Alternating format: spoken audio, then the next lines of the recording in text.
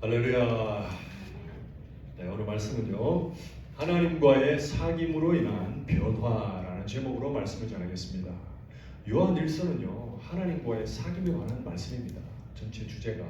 그래서 오늘 말씀은 하나님과의 사랑의 그 사귐으로 인하여서 우리 성도님들에게 어떤 변화가 일어나는가에 대해서 말씀하고 계십니다.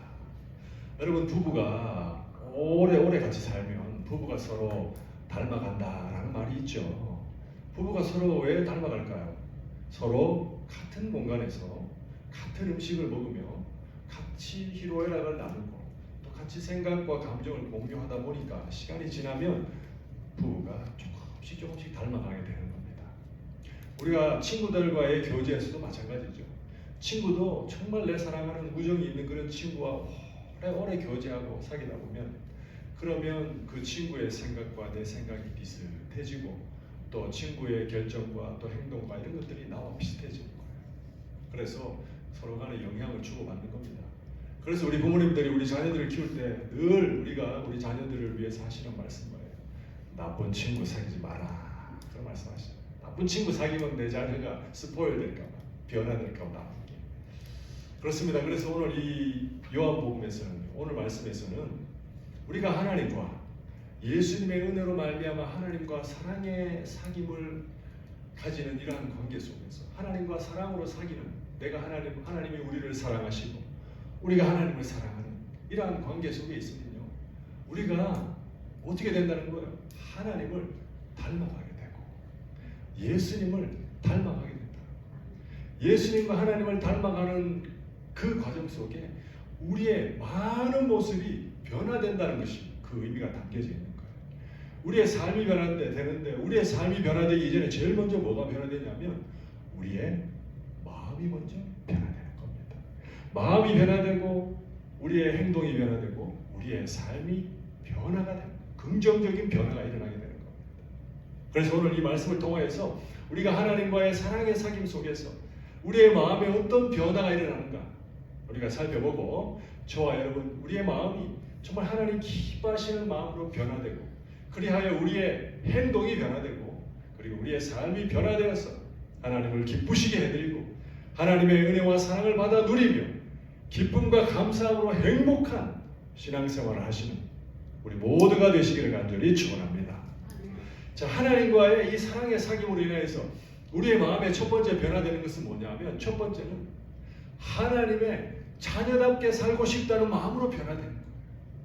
내가 그동안은 하나님을 잘 몰랐지만 하나님의 사랑을, 예수님의 은혜를 통하여 하나님의 사랑을 받고 내가 하나님을 알고 보니까 하나님의 내가 자녀라는 것을 깨닫게 되고, 내가 하나님의 자녀되고, 그래서 하나님의 자녀답게 살고 싶다는 마음이 우리의 마음속에 불을 때 일어나야 되는 것이 정상적인 것이라는 것을 기억하시기 바랍니다.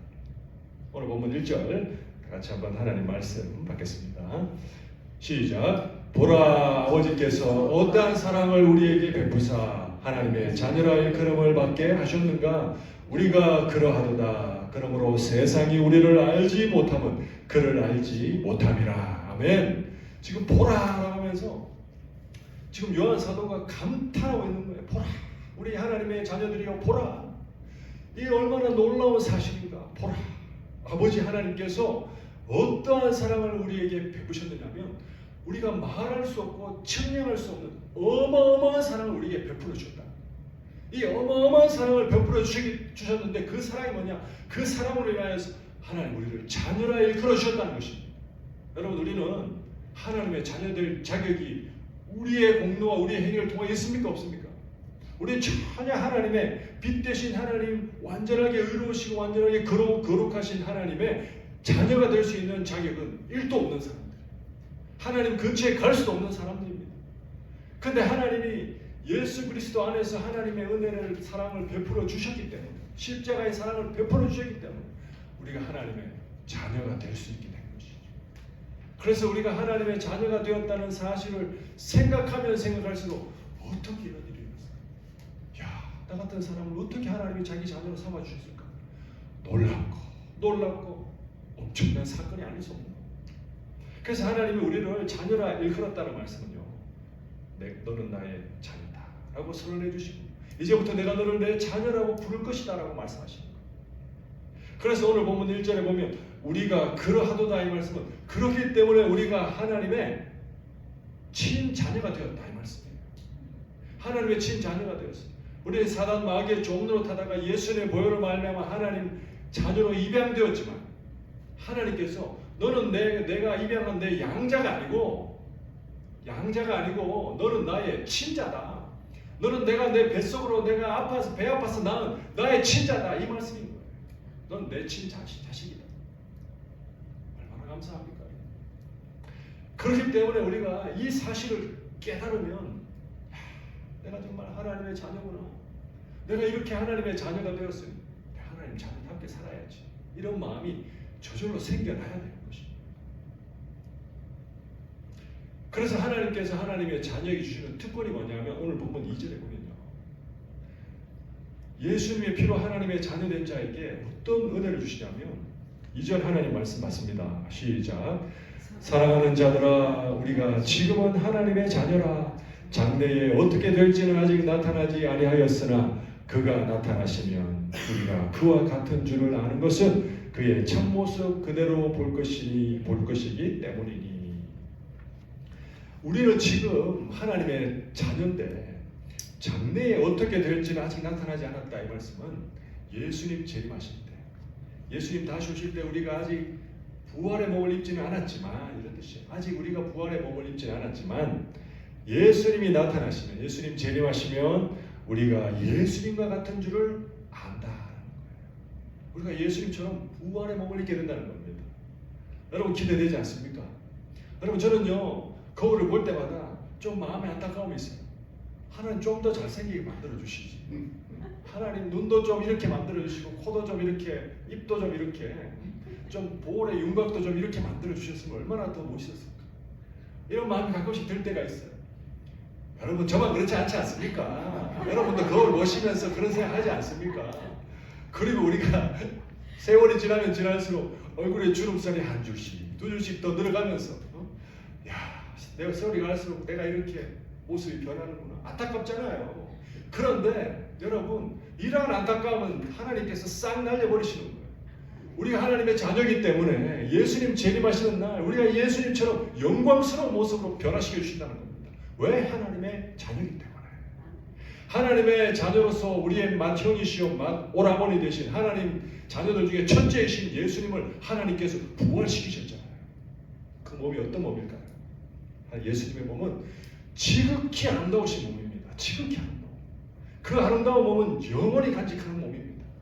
예수님의 몸은 지극히 아름답고 지극히 사랑스럽고 지극히 거룩하고 지극히 영광스러운 빛나는 그러한 육체 부활의 몸을 입고 계신 분이 하나님 집안 우리 집안의 맏형이시오 맏오라버니 되신 예수님의 몸인 겁니다. 우리도 예수님의 동생들로서 하나님의 자녀들로서 예수님과 똑같은 몸을 하나님께서 입혀주시는 거예요. 그래서 우리도 지극히 아름답고 사랑스럽고 거룩하고 영광스러운 가장 건강한 그런 옷을 입혀주신다는 사실을 믿으시기를 간절히 축원합니다. 이게 하나님의 자녀됨의 은혜인 것입니다. 또 나아가서 여러분 한번 생각해 보세요. 선인의 부활이 있고 악인의 부활이 있잖아요. 악인들은요 하나님의 자녀가 아닌 거예요. 하나님의 자녀가 아닌 불신자들도 부활을 시키십니다. 불신자들이 부활할 때 어떤 역사가 일어날까요? 불신자들은요 가장 아름다운 모습이 아니라 가장 추악하고 가장 수치스럽고 가장 혐오스러운 모습으로 부활하는 거예요. 우리가 보기에 자신들은요 이 악인들의 부활, 하나님의 자녀가 아닌 불신자들의 부활은요 감옥에 있다가 초영장으로 이제 곧 끌려갈 듯한 공포에 젖어 있는 너무 수치스럽고 공포스러운 그러한 마음으로 자신의 얼굴을 가릴 수밖에 없는 그런 부끄러운 부활을 입히신다. 그렇게 해서 백보자 심판을 통하여서 영원한 유황불못으로 가서 영원한 형벌을 받게 하시는 거예요. 여러분 이 악인의 부활을 생각한다면 우리가 얼마나 큰 은혜를 받았습니까? 이 크신 은혜를 예수님의 십자가의 보혈을 말며 받아서 우리가 하나님의 자녀되었다는 사실을 우리가 생각할 때마다 아버지 나같이 부족한 자 이제 아버지 말씀대로 아버지의 자녀답게 살겠습니다. 그런 마음이 불일 듯 일어나야 되는 줄로 믿으시기 바랍니다. 그래서 3절에 보면요, 주를 향하여 이 소망을 가진 자마다 그의 깨끗하심과 같이 자기를 깨끗하게 하느니라. 이러한 구원의 소망, 하나님의 자녀로서 이제 완전한 몸을 입는다는 그 소망을, 예수님과 똑같은 옷을 입는다는 그 소망을 가진 자마다 예수님이 깨끗하신 것처럼 깨끗하게 산다는 거예요. 이 깨끗하게 산다는 것이 무슨 뜻이냐면, 예수님은 예수님의 생각과 의도와 동기까지도 깨끗하신 분, 거짓이 없이 진실한 생각, 진실하게 살아오셨잖아요. 우리도 우리의 생각에서부터 악한 마음이 있으면 안 돼요. 제가 늘 말씀드리지만, 복 있는 자는 악인의 꾀를 따르지 않는다 그랬잖아요. 악한 생각을 하지 않고 항상 선한 생각, 하나님 기뻐하시는 생각으로 우리의 삶을 깨끗하게 만들어가는 그런 우리가 되어야 된다라고 말씀하시는 거예요. 여러분, 마크 트웨인의 소설 중에 왕자와 거지라는 소설 여러분 읽어보신 적 있으신가요? 왕자와 거지 서로 옷을 바꿔 입잖아요. 거지는 어떤 사람이에요? 거지는 왕궁 밖에서 쓰레기통을 뒤지면서 쓰레기를 먹고 구걸하면서 살아가는 그러한 정말 안타까운 그런 삶을 살아가는 사람이었잖아요.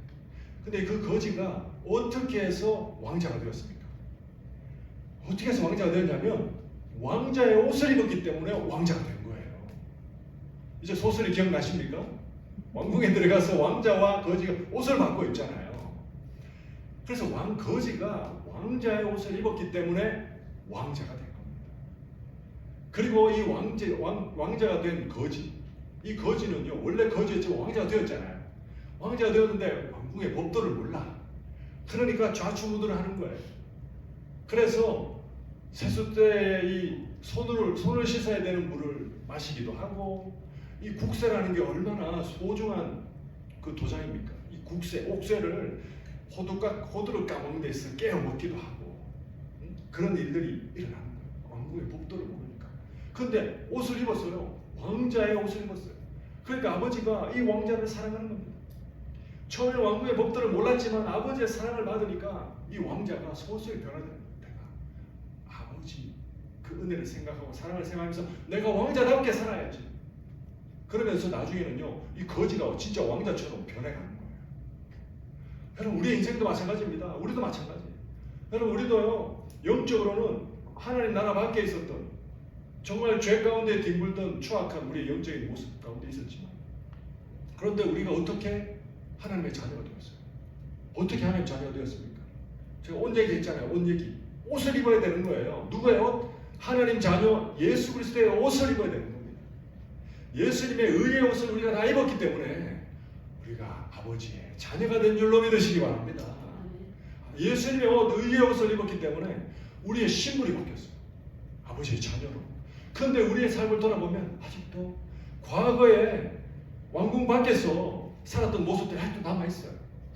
그런데 우리는 어떤 마음으로 의의 옷을 입었기 때문에 이제는 아버지가 나를 뜨겁게 사랑한다는 것을 알기 때문에, 아버지 자녀가 되었다는 것을 알기 때문에 이제는 내가 아버지 자녀답게 살아야지, 아버지 자녀답게 살아야지, 이 마음으로 내 마음이 변화되어서 우리의 행동이 변화되고 우리의 삶이 변화되게 되는 줄로 믿으시기 바랍니다. 그래서 우리가요, 항상 어느 곳에 있든지 어떤 생각을 해야 되냐면, 내 자신에게 어떤 질문을 던져야 되냐면, 나는 하나님의 자녀인가? 내가 지금 혹시 사단의 종로로 타고 있는 거 아닌가? 내 자신에게 질문해야 됩니다. 내가 정말 다른 사람들에게 평안을 주는 사람인가? 아니면 다른 사람들에게 내가 가는 곳에 분란을 남기는 사람인가? 내 자신을 돌아봐야 돼. 나는 다른 사람에게 내가 가는 곳마다 나는 용서를 주고 나는 정말 용납해 주는 사람인가? 아니면 나는 미움을 남기고 나는 원망을 원한을 남기는 사람인가? 나를 돌아봐야 돼.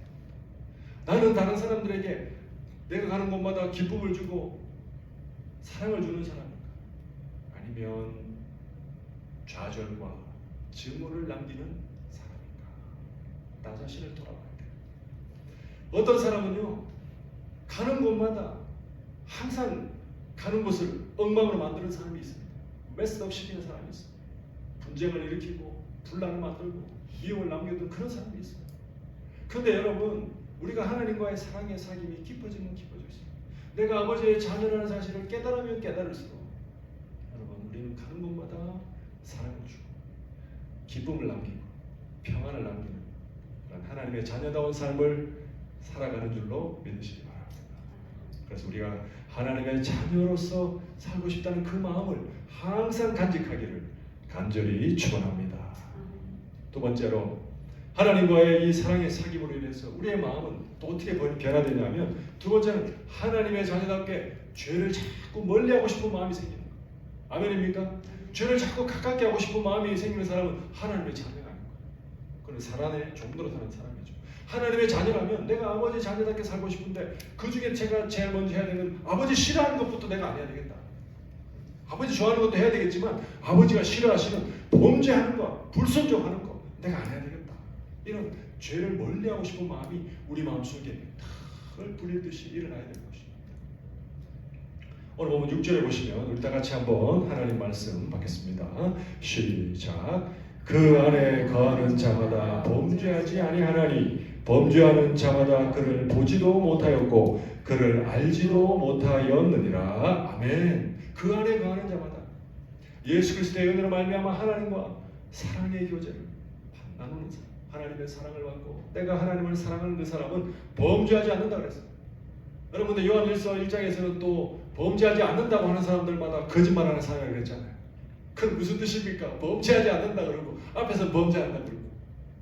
이 말씀은요, 하나님과 사랑의 교제 안에 들어가는 하나님의 자녀는 궁극적으로는 죄와 완전히 멀어진다는 뜻이에요. 예수님 재림하시면 모든 죄에 대해서 예수님이 심판하시고 다 죄에 대한 영향력이 우리 그리스도인들로부터는 다 사라지는 거잖아요. 결국에는 우리는 완전히 범죄하지 않는 자가 되는 겁니다. 그런데 이 땅에 사는 동안에는 하나님의 안에 거하는 사람은 범죄하지 않는다. 이 말씀은 자꾸 내가 죄를 멀리하고 싶은 마음이 생긴다라는 의미로 받아야 돼요. 자꾸 내가 정말 육신의 정욕, 악목의 정욕, 이생의 자랑으로부터 내가 벗어나야지. 내가 이런 유혹에서 내가 넘어가지 말아야지. 이러한 범죄하고 싶지 않다라는 마음이 자꾸 생겨나는 마음의 변화가 일어난다는 것입니다. 그런데 그러다가도 어쩔 수 없이 또 실수하여서 죄를 범죄하고 하나님 말씀에 불순종하게 되면 마음에 막 고통이 옵니다. 다 같이 말았어야 돼요. 그래서 죄 짓는 것, 범죄하는 것이 내 마음을 견딜 수 없게 만드는 것, 아프게 만드는 것. 그러면 회개하는 겁니다. 여러분, 우리만 그런 게 아니라 사도 바울도 그랬어요. 사도 바울도요, 그 위대하신 사도 바울이 예수님 만나고도 그도 넘어질 때가 있었어요. 그러니까 사도 바울이 로마서 7장 24절에서 뭐라고 얘기하냐면, 오라 나는 공고한 자로다 라고 통회하잖아요. 나는 공고한 자로다. 이게 무슨 뜻이에요? 나는 정말 답이 없는 사람이다.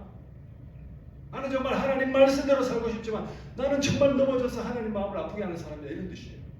왜 그럴까요?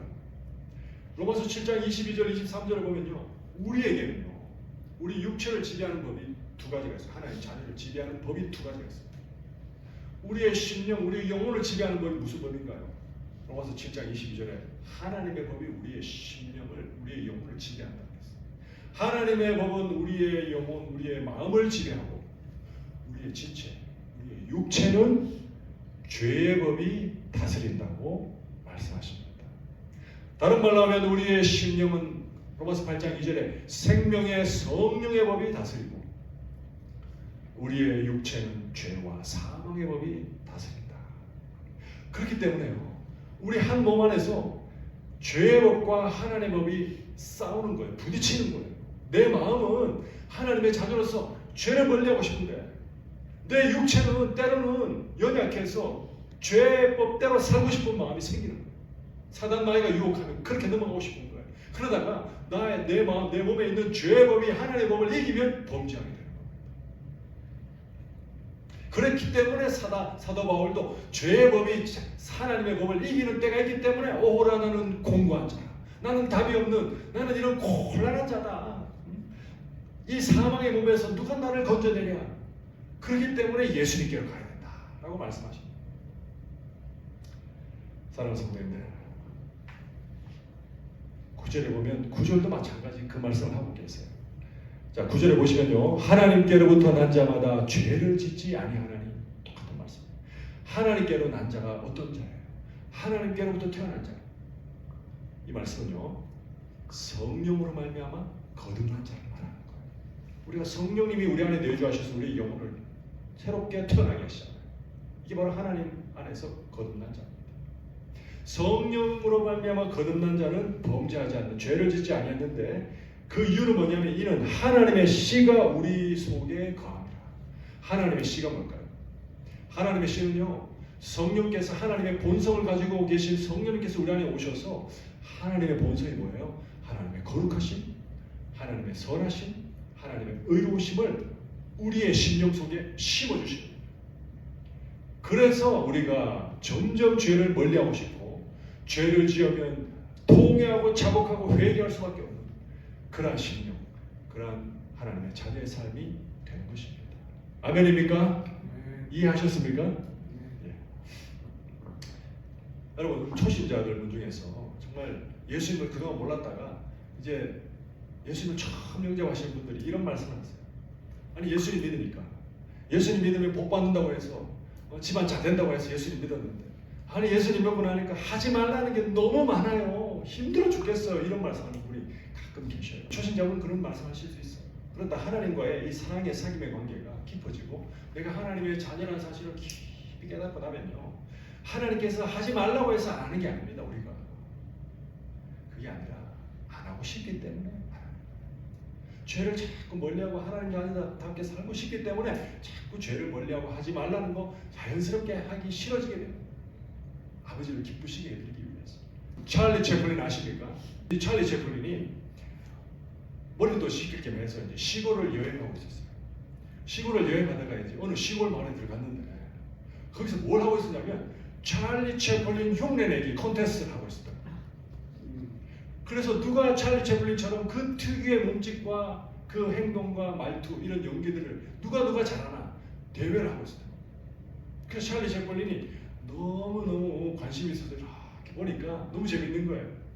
그러면서 이 장난기가 발동해서 채플린이 그러면 이제 채플린이 자기 자신을 속이고 자기가 그 콘테스트에 참가했던 겁니다. 그래서 그곳에서 연기를 자기가 멋있게 했어요. 이 콘테스트를 끝나고 찰리 채플린이 1등 했을까요? 못했을까요? 어떻게 아십니까? 찰리 채플린이 못했어요. 찰리 채플린이 3등을 했어요. 3등. 찰리 채플린보다 더 찰리 채플린처럼 연기한 사람이 2사람이 있었던 거예요. 진짜보다도 더 진짜처럼 연기한 가짜가 있었던 거예요. 여러분 세상은요 가짜가 많습니다. 여러분 때로는요 진짜보다도 더 진짜 같은 가짜가 많이 있어요. 여러분 교회 안에도 마찬가지입니다. 교회 안에도 진짜 같아 보이는 가짜 성도가 군데군데 있을 수 있어요. 여러분 우리가 어떻게 분별할 수 있습니까? 가짜 성도는요 열매를 보면 알 수 있어요. 그의 입술의 열매, 삶의 열매, 그의 행동의 열매를 보면 알 수 있어요. 사랑하는 성도님들, 진짜 성도는요 죄를 멀리하고 싶은 마음이 정말 마음속에 충만해요. 그리고 우리 진짜 성도는요 빛의 열매를 맺어가는 겁니다. 에베소서 5장 9절 말씀 다 같이 하나님 말씀 받습니다. 시작. 빛의 열매는 모든 착함과 의로움과 진실함에 있느니라. 아멘. 그래서 죄를 멀리하고 항상 착함이 뭐예요? 선함입니다. 선함. 하나님 기뻐하시는 그러한 선한 행동으로 살아가는 것. 그것이 바로 하나님의 자녀의 모습이다 라는 것을 기억하시고 우리는 죄를 늘 멀리하고 죄를 지으면 주님 앞에 통회하고 자복하는 심령으로 회개하고 그리고 또 그렇게 살지 않으려고 결단하며 살아가는 그러한 우리 하나님 자녀다운 삶을 살아가는 우리 모두가 될 수 있기를 간절히 축원합니다. 자 마지막입니다. 마지막으로 하나님과의 사귐으로 인하여서 일어나는 우리 마음의 세 번째 변화는 뭐냐면 하나님의 자녀답게 의로운 삶을 살고 싶어지는 겁니다. 첫 번째는 뭐라고 했습니까? 하나님의 내가 자녀인 것을 깨닫고 하나님의 자녀답게 살고 싶다라는 마음으로 충만해져요. 두 번째는 죄를 멀리하고 싶은 마음으로 충만해져야 돼요. 세 번째는 의로운 삶을 살고 싶다. 하나님의 자녀답게, 의로우신 하나님의 자녀답게 의로운 삶을 살고 싶다는 마음으로 변하게 되는 겁니다. 자, 오늘 본 2장 29절 말씀 다 같이 하나님 말씀 받습니다. 시작. 너희가 그가 의로우신 줄을 알며 의를 행하는 자마다 그에게서 난 줄을 알리라. 아멘. 의로우신 하나님이 의롭다라는 것은 무슨 뜻이냐면 하나님의 본성 가운데에 하나님의 의로우심은요, 오르시고 바르신 성품인 거예요. 항상 오르시고 항상 바르시고, 하나님은 항상 오르세요. 항상 바르신 성품으로 거짓이 없는 분이시라는 뜻입니다. 그래서 이 하나님의 자녀가 된 사람은 하나님처럼 의롭고 바르고 그리고 올바른 삶을, 거짓 없는 삶을, 진실된 삶을 살아가고 싶어 해야 된다는 것입니다. 오늘 본문에서요, 가인과 아벨을 말씀하시면서 가인은 악한 자라고 아벨은 의로운 자라고 말씀하십니다. 의로운 삶을 살았다고 말씀하십니다. 그럼 우리가 살아야 되는 그 의로운 삶이 뭘까요? 오늘 본문 12절 한번 다 같이 한번 하나님 말씀 받습니다. 시작. 가인같이 하지 말라. 그는 악한 자에게 속하여 그 아우를 죽였으니 어떤 이유로 죽였느냐? 자기의 행위는 악하고 그의 아우의 행위는 의로움이라. 가인같이 살지 말라. 하나님의 자녀는 가인같이 살면 안 된다는 거예요. 가인같이 악한 자에게 속았다 이 말씀은 가인은 사단의 종로로 타는 자였다 그 말씀입니다. 자, 그러면 아벨의 어떤 행위를 하나님께서 의롭다 보셨느냐? 아벨은 하나님의 의로우심을 믿었어요. 그리고 하나님이 의롭다고 여겨주시는 방식을 믿었습니다. 다시 말해서 하나님께서 아담과 하와가 타락하고 아담과 하와, 죄인된 아담과 하와를 하나님께서 어떻게 다시 회복시켜 주는지 아시잖아요. 동물을 잡아서 피를 흘리게 하시고 그리고 가죽옷을 입혀 주셨잖아요. 그로 말미암아서 하나님께서 가르쳐 주시고 싶었던 건 뭐냐면 너희들의 죄를 사함받고 싶으면 피의 제사를 앞으로 드려라. 그 피, 다시 말해서 예수님의 보혈을 의미하는 그 피로 말미암아 너희의 모든 죄가 용서 받는다라는 것을 하나님께서 가르쳐 주신 거예요. 최초의 인류에게. 그리고 아벨은 그 속죄 제사의 그 피의 의미를 그가 믿었던 겁니다. 그렇기 때문에 아벨은요, 어린 양의 피를 흘린 제사를 하나님께 드렸어요. 다시 말해서 속죄 제사를 드렸던 겁니다. 아벨은 하나님 앞에 하나님 죄가 죄인입니다. 하나님 저의 죄를 용서해달라고 속죄 제사를 드렸기 때문에 그 보혈, 그 동물의 피가 예수 그리스도의 보혈이라는 사실을 믿고 속죄 제사를 드렸기 때문에 하나님께서 용서해 주신 거예요. 예수님의 보혈을 근거하여서. 그래서 속죄함 받으니까 아벨이 어떻게 되었어요? 의인이 됩니다. 넌 의롭다라고 여겨주신 거예요. 그리고 그때로부터 시작해서 아벨은 하나님의 말씀을 순종하는 삶으로 나아가면서 그는 의로운 행위를 할 수 있는 사람이 된 것입니다. 근데 가인은요, 하나님께서 죄사함 받고 의인 되는 길을 가르쳐 주셨음에도 불구하고 자기 마음대로 하나님의 방식과 하나님의 제사법을, 죄사함 받는 법을 무시하고 자기 마음대로 곡물 제사를 드린 거예요. 곡물 제사. 하나님 앞에 속죄 제사를 속죄함을 받으려면 곡물로는 얻을 수가 없어요. 피가 있어야 되는 겁니다. 예수님의 보혈을 상징하는. 그렇기 때문에 그 제사는 받지 않으신 거예요. 그래서 여러분, 이 가인과 아벨의 제사를 통해서 우리가 보면요, 우리가 어떻게 하면 의로운 삶을 사느냐?